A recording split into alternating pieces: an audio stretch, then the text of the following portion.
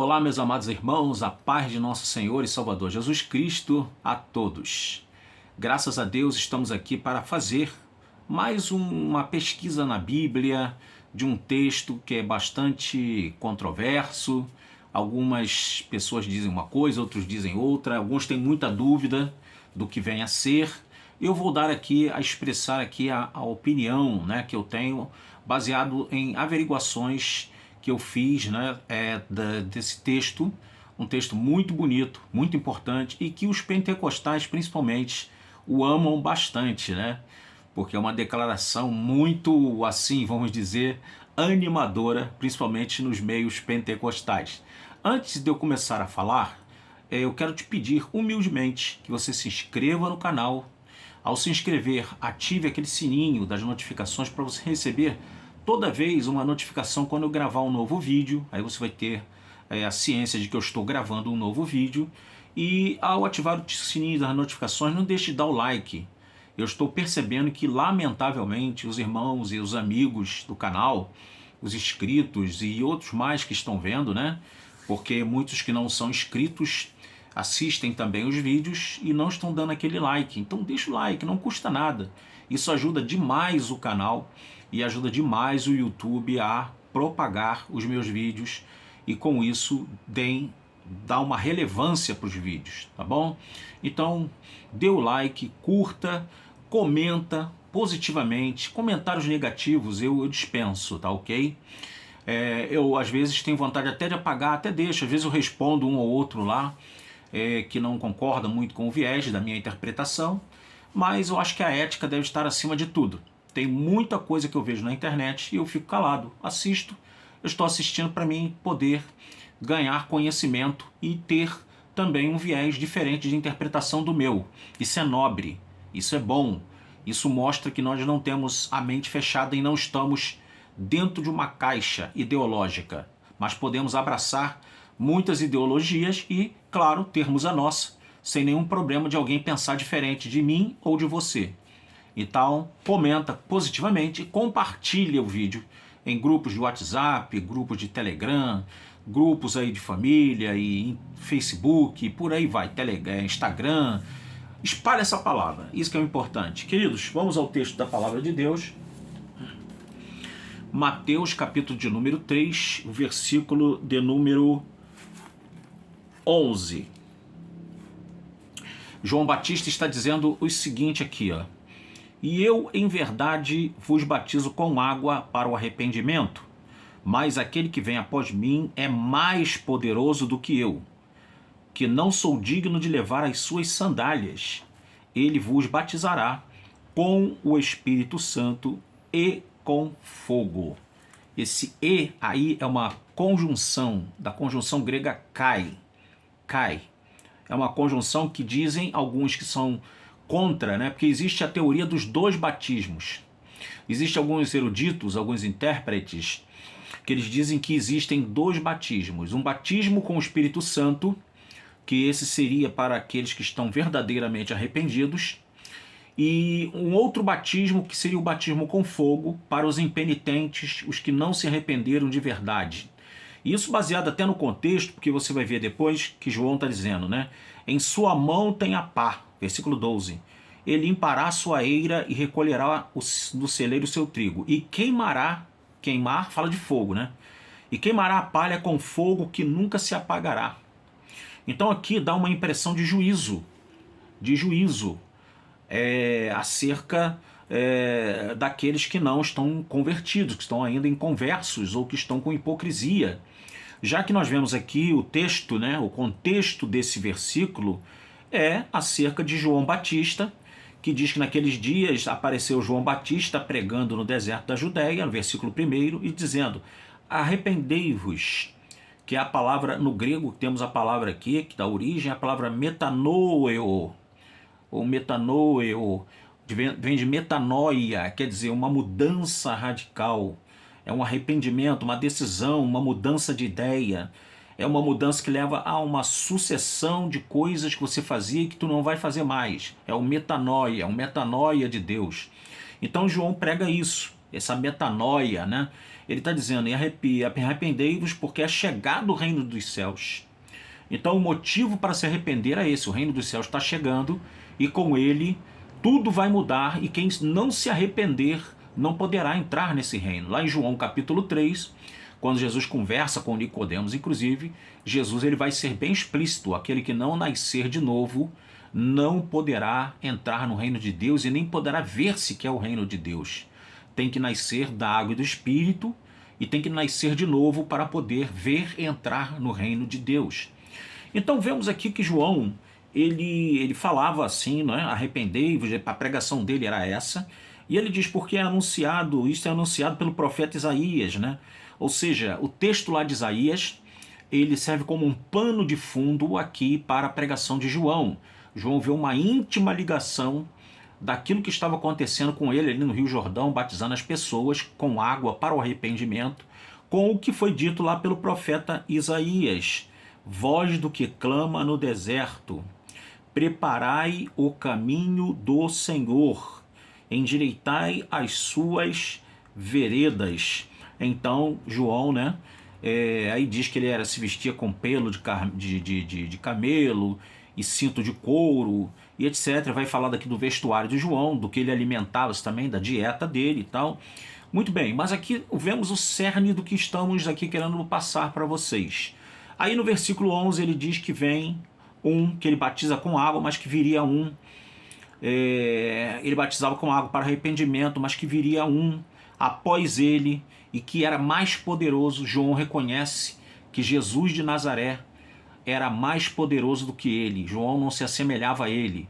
Ele diz que Jesus é mais poderoso. E ele fala uma coisa aqui muito importante dentro da cultura judaica. Ele diz que além de Jesus ser mais poderoso, mais proeminente do que ele diz que ele não era digno de levar as suas sandálias, as sandálias de Jesus. Dizia-se nos círculos judaicos que um discípulo ele poderia fazer todas as coisas para um mestre, né? No sentido de atender os seus pedidos, as suas necessidades básicas e segui-lo, claro, onde quer que ele fosse, mesmo que fosse em lugares perigosos. Mas um discípulo, ou discípulos, métetes, eles não poderiam levar a sandália do mestre. Olha que João vai na contramão desta conceituação e ele fala que ele sequer era digno de levar as sandálias, mostrando a sua total submissão e sua total humildade diante daquele que era mais poderoso do que ele, que é Jesus de Nazaré. E Deus usa João então para falar uma revelação aqui tremenda. Ele fala, olha, até agora vocês estão sendo batizados com o meu batismo, mas vem um que ele vai batizar vocês com o Espírito Santo e com fogo. Com o Espírito Santo e com fogo. Alguns vê nessa conjunção e, que a conjunção cai, uma conjunção adversativa. Mas segundo o grande teólogo D.A. Carson, que é um dos maiores teólogos atualmente no mundo, de uma profundidade teológica muito grande, principalmente na área do Novo Testamento, ele diz que nesse caso essa conjunção, nesse contexto, ela não é uma conjunção que serve como uma conjunção adversativa. Ela, por incrível que pareça, é uma conjunção que faz uma ligação do batismo com o Espírito Santo com o batismo no fogo. Em outras palavras, não é dois batismos, não são dois batismos, não é um batismo com o Espírito Santo e um outro batismo com fogo, que seria para os inconversos, muito pelo contrário. Carson, ele diz que esse batismo ele tem, ao mesmo tempo, o batismo no Espírito Santo e o batismo com fogo, uma ampla conexão, ou seja, aqueles que são de Cristo, que são convertidos, que são os que são identificados no versículo 12, veja que o versículo 12 diz, em sua mão tem a pá, e limpará a sua eira, e recolherá no celeiro o seu trigo. Então vejam que há aqui uma palavra de esperança para aqueles que são trigo. O trigo, ele é um alimento altamente importante dentro do contexto bíblico e dentro do contexto ainda hoje, né, da sociedade humana. O trigo ele serve como alimento para matar a fome de muita gente no mundo ainda. O trigo é importantíssimo. Então veja que o trigo seria recolhido para o celeiro, ou seja, haveria alguém, o trigo aqui é uma palavra figurada para se referir a pessoas. É constante na Bíblia isso. Muitas vezes a Bíblia usa coisas da agricultura para se referir. Paulo mesmo diz que nós somos a lavoura de Deus. Olha só que coisa, né? E às vezes se usa até elementos de construção. Paulo diz que nós somos as pedras do edifício de Deus. Então isso é bem comum. Então aqui diz que o trigo seria recolhido. O trigo são todos os justos, todos aqueles que passaram pelo metanoia de Deus, que se converteram e que estão agora no reino de Deus, inseridos, tal qual João mergulhava na água para poder as pessoas se arrependerem, arrependeram-se e agora não mergulhados na água, Jesus ele iria mergulhar os conversos no Espírito Santo e no fogo. Ou seja, o fogo ele pode queimar e destruir, mas o fogo ele também pode refinar e purificar. Hoje, inclusive, eu estava vendo sobre a China. A China ela tem nas suas terras grande quantidade de terras raras.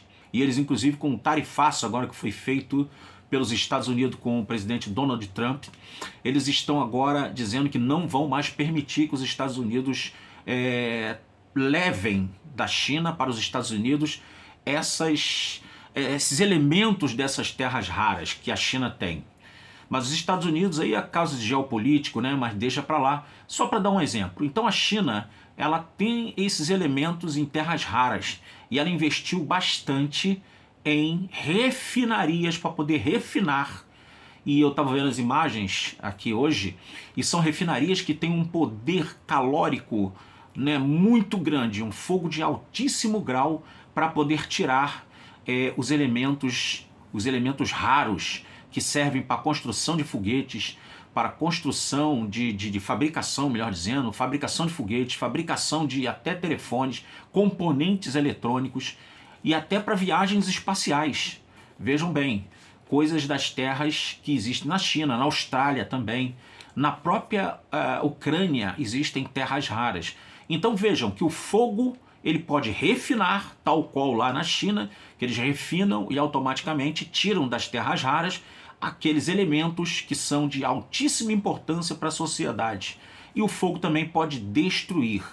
Então, creio eu da seguinte maneira, meus queridos, que esse batismo com o Espírito Santo e com fogo é um batismo só.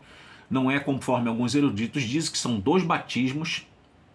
O batismo com o Espírito Santo para os crentes e o batismo com fogo para os inconversos, como se fosse uma punição ou uma espécie de condenação, destino eterno dos mesmos. Eu creio que é um só batismo, até concordando com as palavras de Paulo, um só Espírito, um só batismo.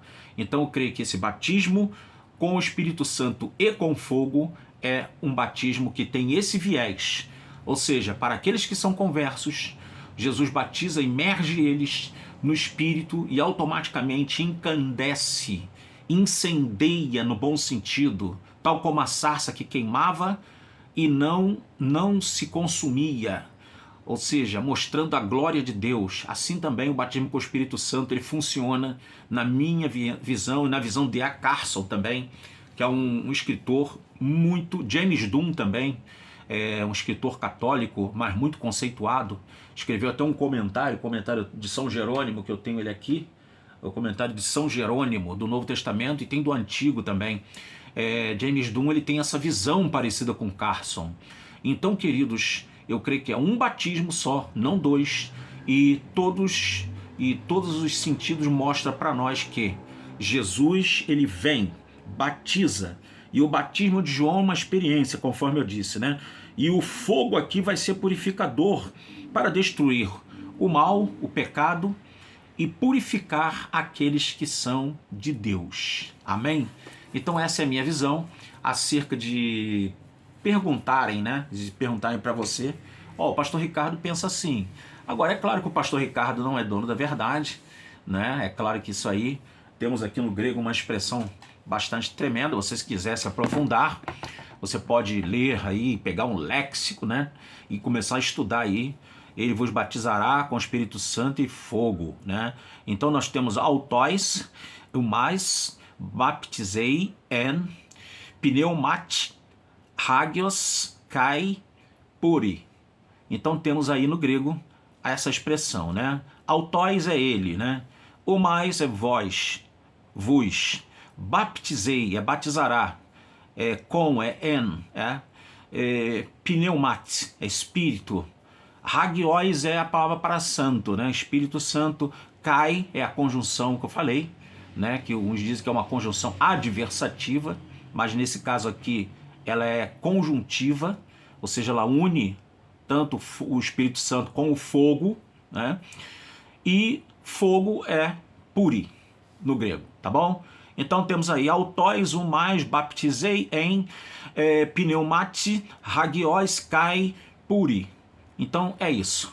Depois tu pode pegar palavra dessa, perder um tempo, tá? Se a gente fosse fazer uma análise morfológica, né, aqui, para termos uma compreensão sintática, seria algo bem mais complexo para a gente aqui, não no sentido de questão de fazer em si, mas no sentido do tempo. O vídeo ficaria muito longo, porque a gente teria que analisar daí uns 40 minutos ou mais, brincando, tá bom? Para a gente poder fazer uma análise aprofundada de cada uma dessas palavras gregas, mas se você quiser se aprofundar, eu te aconselho a fazê-lo e Deus vai te abençoar muito, que a tua compreensão vai ser ampliada grandemente e Deus vai abençoar muito o teu coração, a tua alma, o teu espírito, o teu ser integral será abençoado. Vamos orar.